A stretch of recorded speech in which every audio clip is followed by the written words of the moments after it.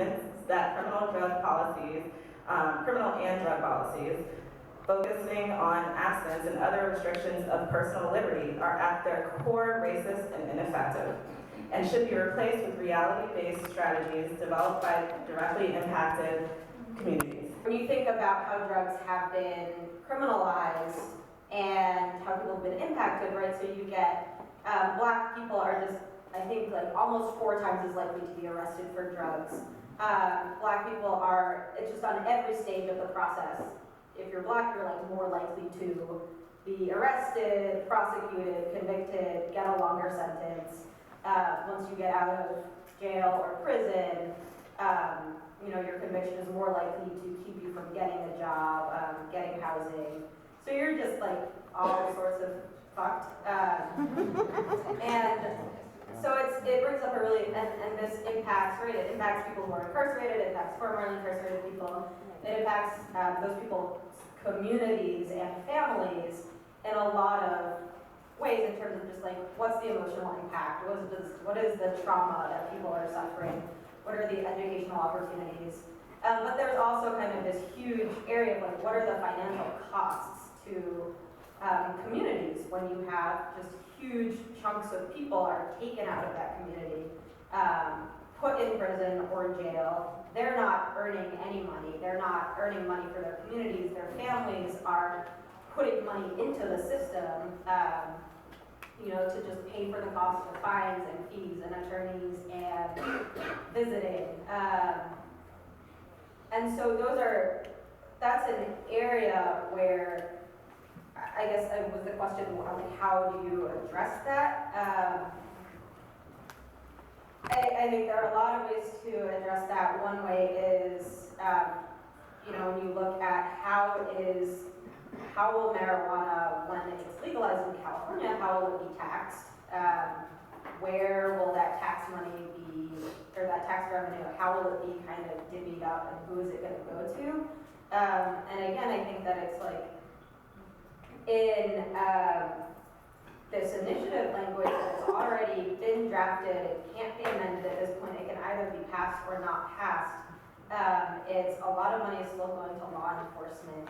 Thank you for bringing that up. Well, we need to pay money to enforce this new law. Money is going to education. I think money is going to go into mental health and substance abuse programs. But what I don't see in this language is money going into communities. And that's just, right, it's hard because it's like, that's a very politically hard thing to do. Like, we want reparations. And you're not going to get I think that is something though that without the voice of community members saying, hey, we're paying attention to this legislation, we're following the money, we know where it's going, we're not happy with where it's going, then it's not going to go to our communities, it's just going to go to police. And that's not what we want to happen. So I think it's hard because one of the big kind of gaps that I see in the advocacy world is you have this very defined and powerful drug policy organizations where their agenda is really we just want to legalize this and we're going to try to legalize it however we can. We're going to go the route that we think is going to pass. And there's not really a body holding them accountable to wait a minute. I mean, except for us. This is the biggest opportunity, the biggest economic opportunity, the biggest racial justice opportunity that our country's going to see in the criminal justice field in a really long time. And you don't really have a core body of people saying these laws need to be for racial justice, for economic justice, and this is what we want, and this is how they need to be passed. We have MCLR, CCHI, AUMA. Andrea talked a little bit about those. From my perspective, I don't work on any organizations that have political connections, so I'm going to say something unpolitical. Please. AUMA is racist. Do not vote for that.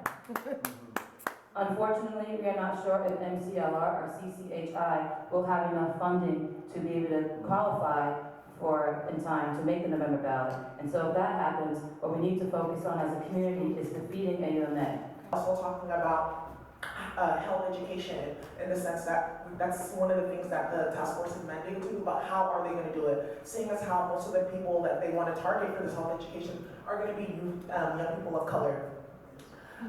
So the ways in which, also because the AOMA designates a lot of like power into the local hands in terms of like where money's gonna go and like licensing and things like that, I feel like it's really critical. My position right there is really critical in terms of how much money is gonna be going into the police force and for what.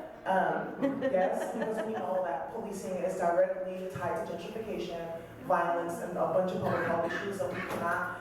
We already have SB 297 talking about 15% excise tax on cannabis and 30% going to the police. And then you have AOMA on top of that talking about 20% of revenue going to the police. That's terrible. It's terrible. And you already see that. They already just passed a legislation increasing how much money they're giving to that whole system anyways.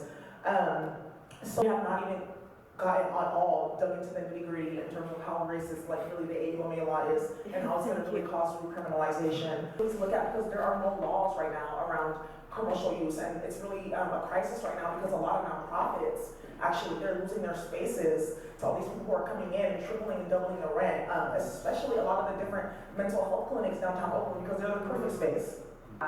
Featured individual is named Walton Angelos, and as I mentioned to people who were here earlier, he's currently incarcerated for a non-violent marijuana-related offense.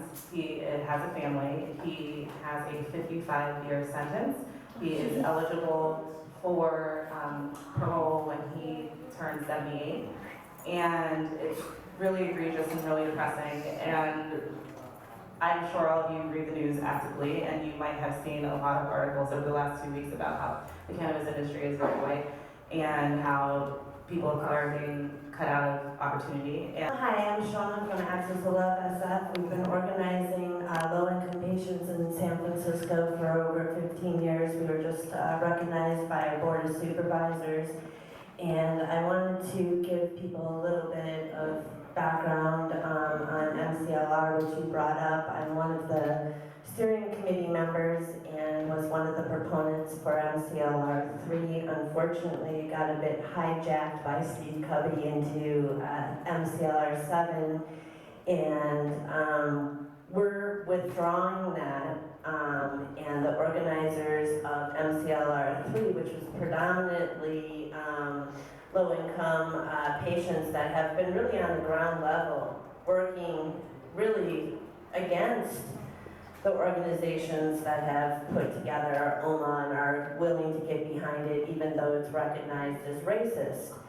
So we've had a long history in San Francisco City Hall being followed around by the organizations that are willing to throw their hat towards something that is not aligned with civil rights and have a very difficult time continuing our political voice. So first I'll ask for your support of Access of Love's voice in City Hall.